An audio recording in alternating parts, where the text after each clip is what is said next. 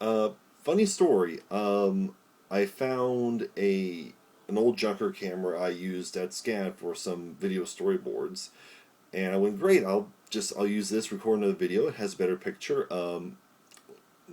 audio on par, and the bloody thing died about 2 minutes into recording the review.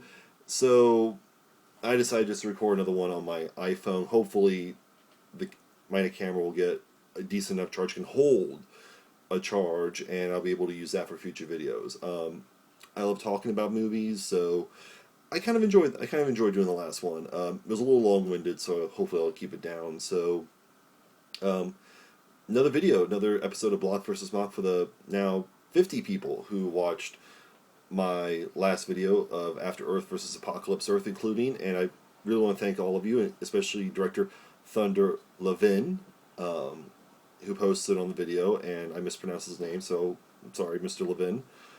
So today I decided, instead of just doing another Asylum picture, I got plenty, so there's no reason just to go through their catalog.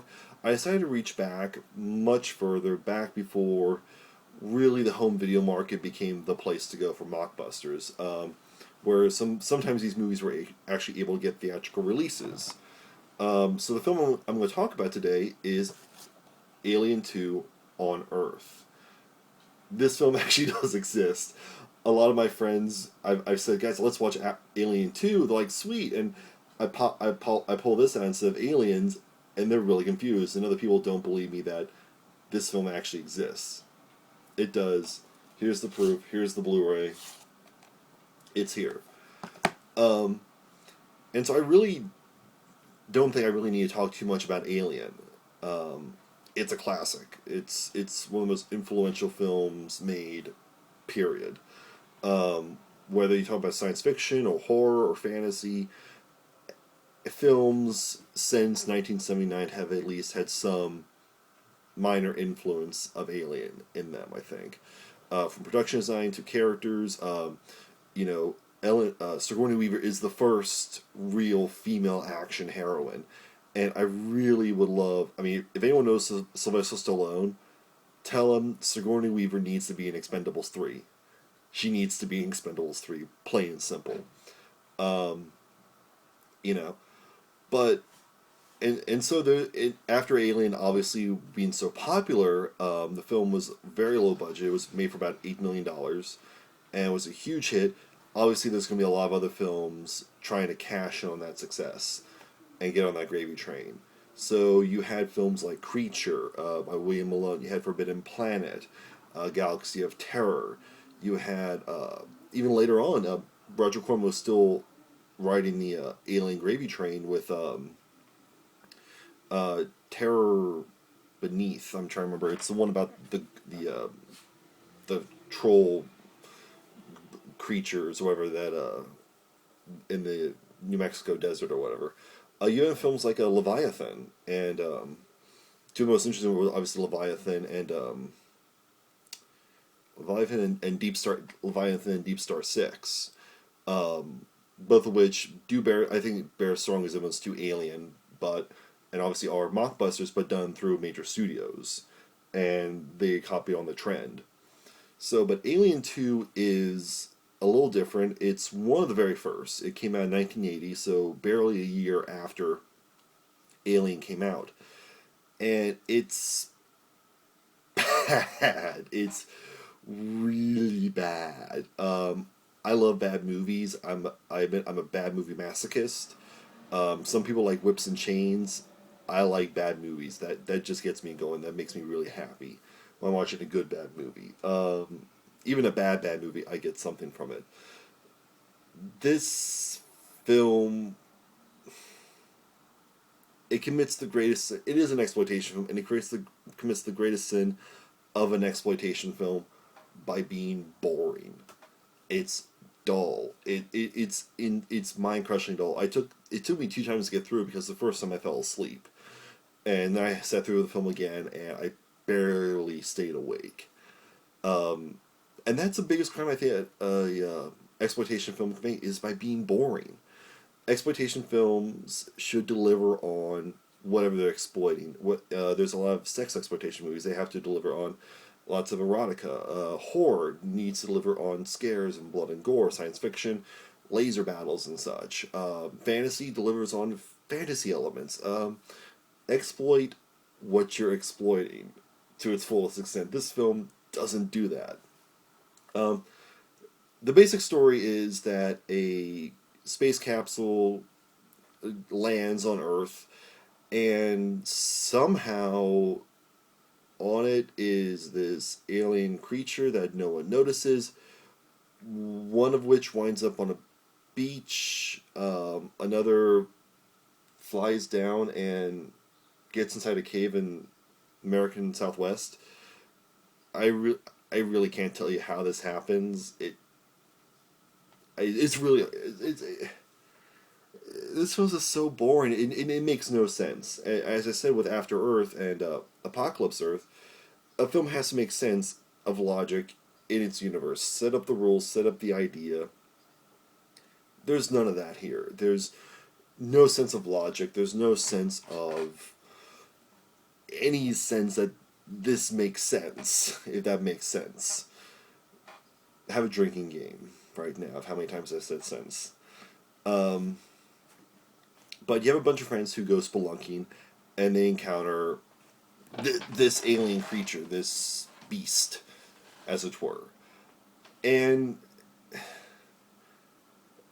it's boring. As I said, it's boring. It is boring. I will say, I give the film credit, probably because of budgetary reasons. They shot on real locations. By the looks of it, they shot in real caves. Some of it probably will be sets, but other stuff looks real. So I will at least give the filmmakers that credit, that shooting real locations, I think most of the time is always better than shooting on a stage, if you can do it. So from that way, it does add, once again, it does production value. Beyond that, there's nothing to recommend about this film. It's a mind-crushing bore, and the characters, they come down the shaft, and one of them gets attacked by this thing. And I really cannot describe this alien creature to you because you really don't see it. And I'm not saying like, oh, you see a claw, you see some teeth. What you see looks like a lot of KY jelly and goo and junk mushed together and into this like tube and just moving around. And there's some flaps. There's no sense. There's no sense of scale for this creature, because when it starts, you think, okay, it's a very small thing. It goes inside someone, and it does seem to pop out of somebody at one point. So there is a quasi chestburster sequence in this film. But I really can't tell you much else about it because I don't know what it looks like, and that's something that I can say positive about a lot of other Alien ripoffs and mockbusters. Keep trying to turn mockbuster. They have an interesting creature. They sometimes they do. Sometimes they have a creature that seems interesting, that can go, okay, this creature probably deserves a better film. Take this creature, put it in another movie where you get probably more money, a better script, and this can be a really interesting creature. This film, I can't tell you anything about the creatures. I don't know what the hell this creature's doing, what it looks like, what it's trying to do. I apologize about my window. It's a really nice day outside, and I want to let the air blow through here. It's been really hot the last couple of days. Tangent. I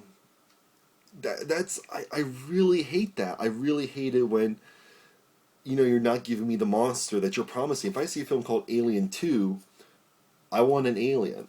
I want a monster. I'm not getting a monster. I'm getting what the hell. I don't know what the hell I'm getting. There's a scene of one of the characters, she gets separated, and for a moment I thought it was a cave-in, but it turns out it's the alien, and I don't know if they were intending the alien to have some sort of a invisibility, cloaking, chameleon effect, but suddenly, like, the walls of the cave just open up and she gets swallowed. How that happens, I don't know. Um, but otherwise, and what I mean, this film is a crushing bore. It's really just people wandering around the cave trying to say, oh, how can we get out? We need to get out.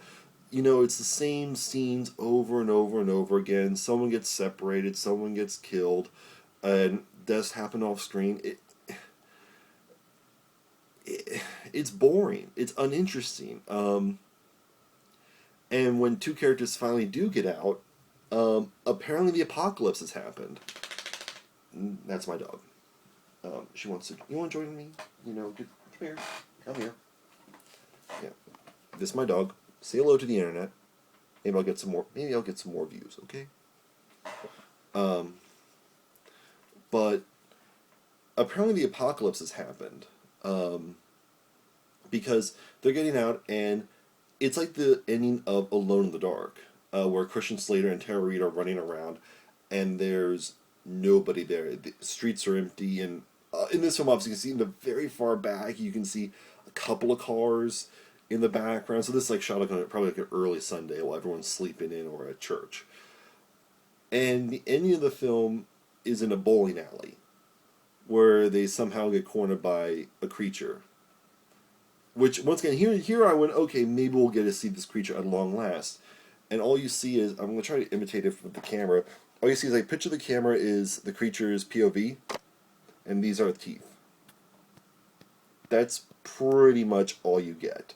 That's the closest thing to a shot of the creature you will get. And, you know, it's not really much of a climax, because both characters wind up getting killed, or inferred they killed.